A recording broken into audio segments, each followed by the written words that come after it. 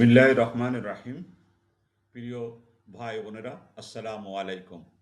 আমি আপনাদের সামনে এখন একটি গুরুত্বপূর্ণ এবং কার্যকরী আমল উল্লেখ করতে যাচ্ছি।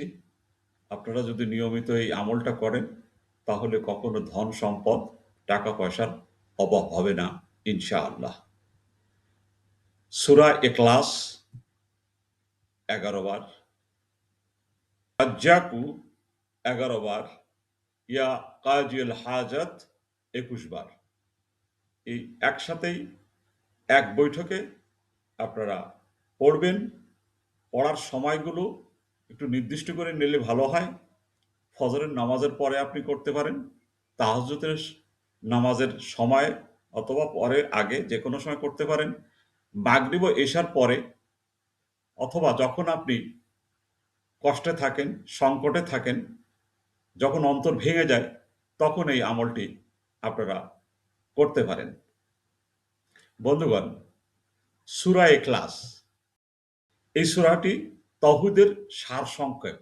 তৌহিদকার আল্লাহর একত্ব, তিনি অমুখাপেক্ষী এবং তুলনাহীনতা ঘোষণা দেওয়া হয়েছে।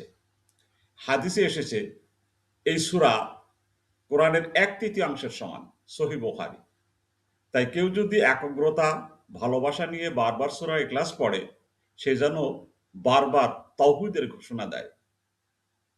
একজন মুমিন যখন ১১ বার সূরা ইখলাস পড়ে তখন সে যেন নিজের ঈমানকে নতুন করে শানক্ত করে তার অন্তরে আল্লাহ এক এই বিশ্বাসকে গেঁথে নিচ্ছে। ইয়া রাজ্জাকু, হে রিজিক দাতা। এর ফজিলত হলো এটি আল্লাহর গুণবাচক নামগুলির মধ্যে একটি উল্লেখযোগ্য নাম, যা আসমাউল হুসনার অন্তর্ভুক্ত।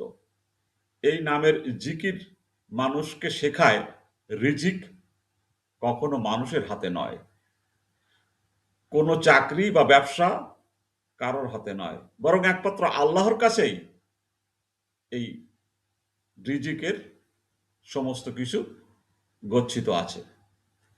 যখন কেউ ১১ বার বা তার বেশি ইয়া রাজ্জাকু পড়ে তখন তার অন্তরে তাওয়াক্কুল, আল্লাহর উপরে ভরসা বৃদ্ধি পায়, দুশ্চিন্তা কমে এবং সে হালাল রিজিকের জন্য আল্লাহর কাছে নিজেকে সঁপে দেয়। ইয়া কাজিয়াল হাজাত, হে প্রয়োজন পূরণকারী। হে আল্লাহ, আপনি আমার প্রয়োজন পূরণ করে দিন। এটি মূলত একটি দোয়ার ধরন, যেখানে বান্দা তার সকল চাহিদা, কষ্ট, সংকট আল্লাহর সামনে তুলে ধরেন।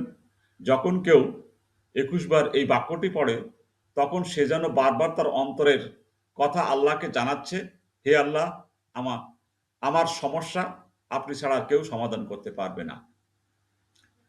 প্রিয় ভাই বোনেরা, এই আমলগুলো কোনো জাদুর মতো নয়, বরং এটি আধ্যাত্মিক সংযোগের পথ। যখন আপনি ২১ বার সূরা ইখলাস পড়েন, আপনার ঈমানকে শক্ত করেন। আপনি যখন ইয়া রাজ্জাকু বলেন, আপনি আপনার রিজিকের চিন্তা আল্লাহর হাতে ছেড়ে দেন। আর যখন বলেন ইয়া কাজিয়াল হাজাত, আপনি আপনার জীবনের সব সমস্যা আল্লাহর দরবারে তুলে ধরেন। তাই এই আমলগুলো শুধু সংখ্যা দিয়ে সীমাবদ্ধ না রেখে হৃদয়ের গভীর দিয়ে আমল করুন। কারণ আল্লাহ সংখ্যা দেখেন না, তিনি দেখেন আপনার নিয়ত, আন্তরিকতা এবং কান্না ভেজা দোয়া। আসুন আমরা প্রতিদিন কিছু সময় আল্লাহর সাথে একান্তে কথা বলি। হয়তো সেই সময় আমাদের জীবনের মোড় ঘুরে যাবে ইনশাআল্লাহ।